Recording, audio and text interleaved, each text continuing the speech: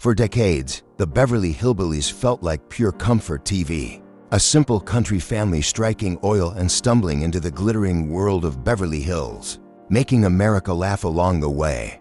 But what if the warmth you remember was only half the story? Behind the jokes, the smiling faces, and that iconic mansion, real arguments, bruised egos, and long-buried secrets simmered quietly off camera. Decades later, those hidden tensions are finally coming to light, and they change everything fans thought they knew. The show premiered in 1962 during a turbulent time in American history, with the civil rights movement gaining momentum and the Vietnam War dominating headlines. Viewers were craving escape. The Beverly Hillbillies arrived at the perfect moment. Within just weeks, it became the #1 show in the country. Though critics dismissed it as lowbrow entertainment, audiences embraced it fully, turning it into a cultural phenomenon and launching the rural sitcom genre that defined CBS for years. At the heart of the show was an unforgettable cast that included Buddy Ebsen, Irene Ryan, Donna Douglas, Nancy Culp, Raymond Bailey, and Max Baer Jr. Today, only Max Baer Jr. remains alive. Best known for playing the lovable but dim-witted Jethro Bodini, Baer's character became one of the most iconic figures in television comedy. But decades later, Baer has finally spoken openly about what life was really like behind the scenes. According to Max Baer Jr., the cast's relationship was far from perfect. He explained that working together for 9 straight seasons naturally led to friction. Arguments were common, tempers flared, and feelings were sometimes hurt. Baer admitted that he occasionally clashed with Irene Ryan, grew frustrated with Donna Douglas, and even annoyed Buddy Ebsen to the point where Ebsen would walk away mid-conversation. Still, Baer emphasized that this didn't mean there was hatred.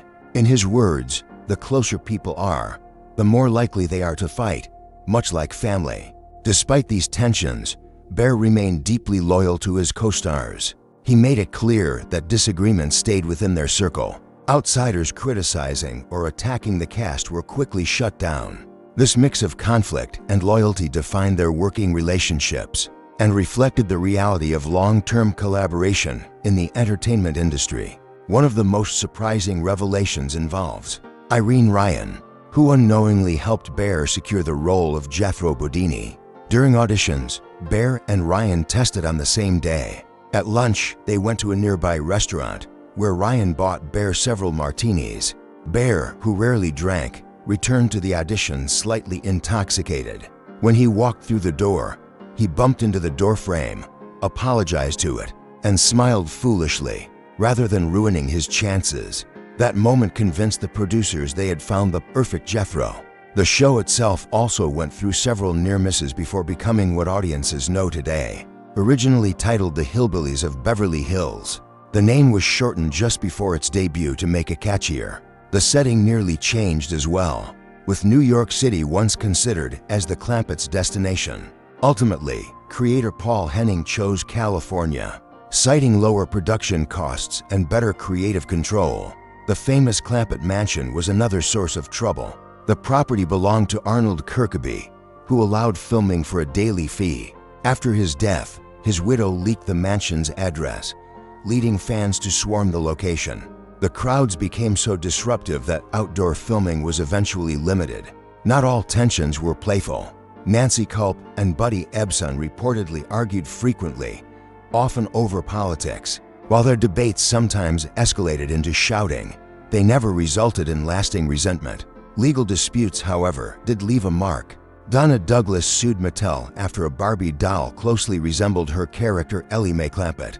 The case was settled quietly. Max Baer Jr. later sued CBS over the use of the name Jethro by a barbecue restaurant chain, though the court ultimately dismissed his claim. When the Beverly Hillbillies ended in 1971, Baer struggled to escape typecasting. Instead of chasing acting roles, he shifted into producing and directing.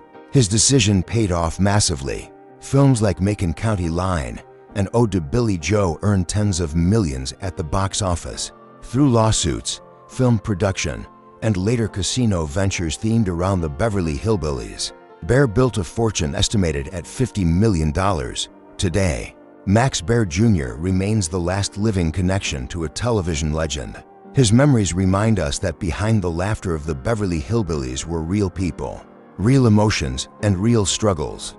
That honesty only deepens the show's legacy. Thanks for watching, and if you enjoyed uncovering these hidden stories, don't forget to like, subscribe, and stay tuned for more.